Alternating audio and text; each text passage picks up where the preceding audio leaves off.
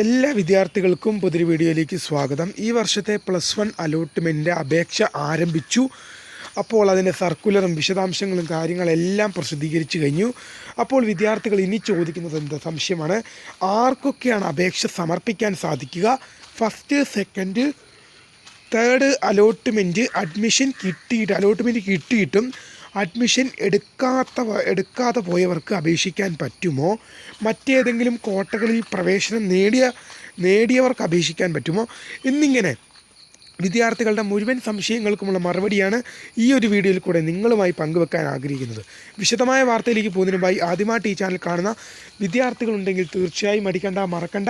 വിദ്യാഭ്യാസപരമായ വാർത്തകൾക്കും അറിയിപ്പുകൾക്കും +1 അലോട്ട്മെൻറ്റ്, അവധി വാർത്തകൾ, +1 +2 ഡിഗ്രി കാലഘട്ടത്തിലെ അലോട്ട്മെൻറ്റുകളും പരീക്ഷകളും ടൈം ടേബിളും ഒക്കെ ലഭിക്കാൻ ഇപ്പോൾ തന്നെ ചാനൽ സബ്സ്ക്രൈബ് ചെയ്ത് വെക്കുക. സബ്സ്ക്രൈബ് ചെയ്തതിനൊപ്പം നോട്ടിഫിക്കേഷൻ ബെല്ലുകളിലെ ഓൾ ഓപ്ഷൻ എനേബിൾ ചെയ്യാനും വീഡിയോ നിങ്ങൾക്ക് ഉപകാരപ്രദമായി തോന്നുവാണെങ്കിൽ തീർച്ചയായും ലൈക്ക് ചെയ്യാനും സുഹൃത്തുക്കളിലേക്ക് ഷെയർ എത്തിക്കാനും കൂടെ പ്രത്യേകം ശ്രദ്ധിക്കുക. അപ്പോൾ നമുക്ക് നേരെ വീഡിയോയിലേക്ക് പോകുന്നതിന് നമ്മുടെ ചാനലിൽ വീഡിയോ തുടങ്ങുന്ന 100 വിദ്യാർത്ഥികൾ വീഡിയോ കാണുമ്പോൾ 10 പേർ പോലും ഈ ചാനൽ സബ്സ്ക്രൈബ് പോലും ചെയ്യുന്നില്ല.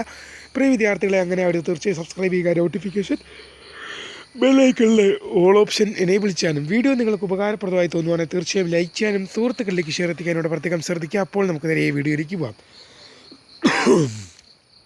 +1 അലോട്ട്മെൻറ്റിൻ്റെ അലോട്ട്മെൻറ്റ് സപ്ലിമെൻ്ററി അലോട്ട്മെൻറ്റിൻ്റെ അപേക്ഷ ആരംഭിച്ചിരിക്കുകയാണ്.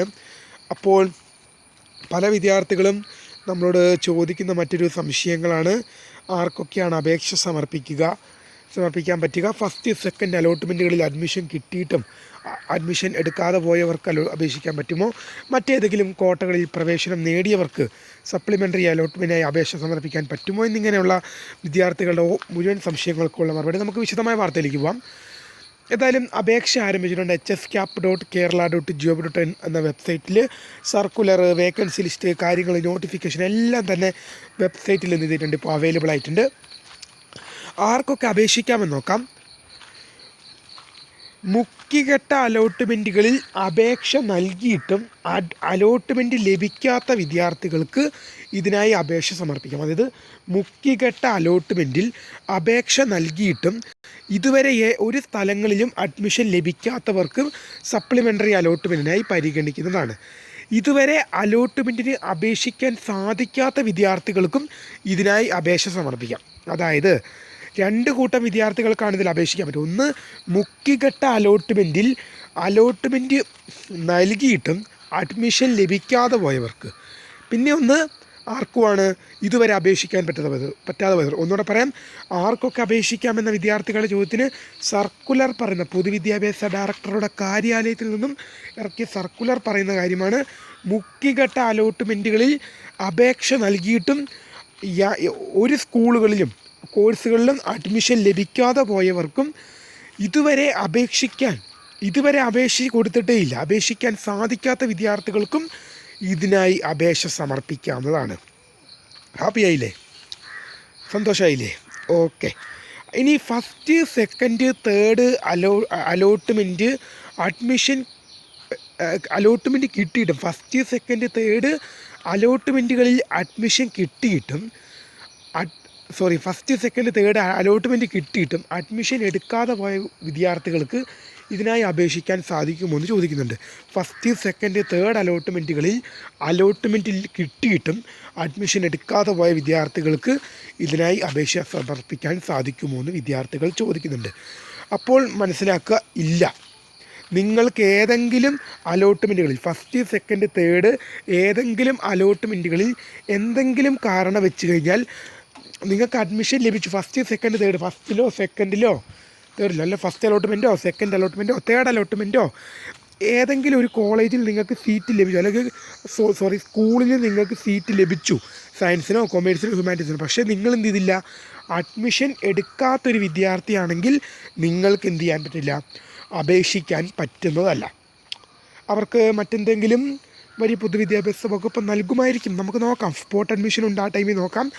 അപ്പോൾ ഫസ്റ്റ്, സെക്കൻഡ്, തേർഡ് അലോട്ട്മെൻറ്റുകളിൽ അഡ്മിഷൻ കിട്ടിയിട്ടും എടുക്കാതെ പോയവർക്ക്, അലോട്ട്മെൻറ്റ് കിട്ടിയിട്ടും അഡ്മിഷൻ എടുക്കാതെ പോയവർക്ക് ഇതിനായി അപേക്ഷിക്കാൻ കഴിയുന്നതല്ല. ഫസ്റ്റ്, സെക്കൻഡ്, തേർഡ് അലോട്ട്മെൻറ്റുകളിൽ അലോട്ട്മെൻറ്റ് കിട്ടിയിട്ടും അഡ്മിഷൻ എടുക്കാതെ പോയവർക്ക് ഇതിനായി അപേക്ഷിക്കാൻ കഴിയില്ല. ഒന്നുകൂടെ പറയാം, ഫസ്റ്റ്, സെക്കൻഡ്, തേർഡ് അലോട്ട്മെൻറ്റുകളിൽ അലോട്ട്മെൻറ്റ് കിട്ടിയിട്ടും അഡ്മിഷൻ എടുക്കാതെ പോയവർക്ക് ഇതിനായി അപേക്ഷ സമർപ്പിക്കുവാൻ സാധിക്കുന്നതല്ല എന്ന് വിദ്യാർത്ഥികൾ ഓർത്തിരിക്കുക.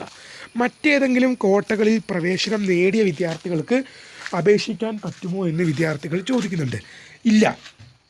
നിങ്ങൾ മാനേജ്മെൻറ്റ് കോട്ട, അല്ലെങ്കിൽ കമ്മ്യൂണിറ്റി കോട്ട, അല്ലെങ്കിൽ അൺഎയ്ഡഡ് കോട്ട എന്നീ കോട്ടകളിൽ പ്രവേശനം നേടിയ ഒരു വിദ്യാർത്ഥിയാണെങ്കിൽ നിങ്ങൾക്കിതിന് അപേക്ഷിക്കാൻ കഴിയുന്നതല്ല. മറ്റേതെങ്കിലും കോട്ടകളിൽ പ്രവേശനം നേടിയ വിദ്യാർത്ഥികൾക്ക് ഇതിനായി അപേക്ഷ സമർപ്പിക്കാൻ സാധിക്കുന്നതല്ല.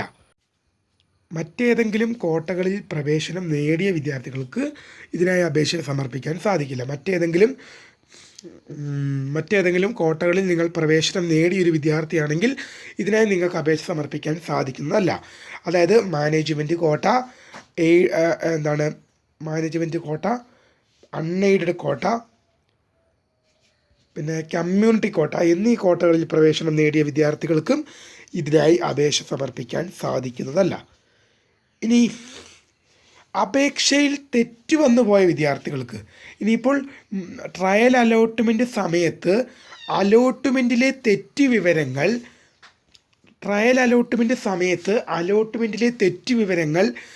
തിരുത്തുവാൻ അവസരം നൽകിയിട്ടുണ്ടെങ്കിലും ആ സമയം വിനിയോഗിക്കാതെ അപേക്ഷയിൽ തെറ്റ് കടന്നു വന്നത് മൂലം അഡ്മിഷൻ നിരാകരിക്കപ്പെട്ടു പോയവർ, അതായത് ഫസ്റ്റ്, സെക്കൻഡ്, തേർഡ് അലോട്ട്മെൻറ്റുകളിൽ പരിഗണിക്കപ്പെടാതെ പോയ വിദ്യാർത്ഥികൾക്ക് ഇതിനായി അപേക്ഷ സമർപ്പിക്കാം.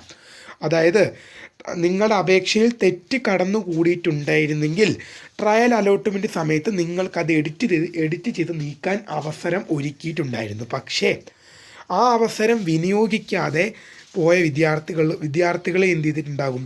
ഫസ്റ്റ്, സെക്കൻഡ്, തേർഡ് അലോട്ട്മെൻറ്റുകളിൽ നിന്നും പുറത്തായി പോയിട്ടുണ്ടാകും. നിങ്ങൾക്കും ഇതിനായിട്ട് എന്ത് ചെയ്യാം? പുതിയ അപേക്ഷ നിങ്ങൾക്ക് സമർപ്പിക്കാവുന്നതാണ്. ഫസ്റ്റ്, സെക്കൻഡ്, തേർഡുകളിൽ അപേക്ഷയിൽ തെറ്റ് കാരണം അഡ്മിഷൻ ലഭിക്കാതെ പോയ വിദ്യാർത്ഥികൾക്കും ഇതിനായി അപേക്ഷ സമർപ്പിക്കാൻ സാധിക്കുന്നതാണ്. അപ്പോൾ ഇത്രയും കൂട്ടർ വിദ്യാർത്ഥികൾക്കാണ് ഇതിന് അപേക്ഷ സമർപ്പിക്കാൻ സാധിക്കുക. നിങ്ങളുടെ അപേക്ഷയിൽ തെറ്റ് കടന്നു കൂടുന്ന മൂലം ട്രയൽ അലോട്ട്മെൻറ്റ് ടൈമിൽ നിങ്ങൾക്ക് എഡിറ്റ് ചെയ്യാൻ അവസരം കൊടുത്തിട്ടുണ്ടായിരുന്നു. പക്ഷേ ആ ടൈമിൽ എഡിറ്റ് ചെയ്യാതെ പോയ വിദ്യാർത്ഥികൾക്കും ആ സമയം എഡിറ്റ് ചെയ്യാത്തത് കാരണം അലോട്ട്മെൻറ്റിൽ നിന്ന് നിരാകരിക്കപ്പെട്ടു പോയ വിദ്യാർത്ഥികൾക്കും തീർച്ചയായും അപേക്ഷിക്കാം. വീഡിയോ ഇഷ്ടപ്പെട്ടാൽ ലൈക്ക് ചെയ്യുക, ഷെയർ ചെയ്യുക, സബ്സ്ക്രൈബ് ചെയ്യുക. My name is Kariya, the founder of Kariya photo, the career guidance. Thank for watching. By.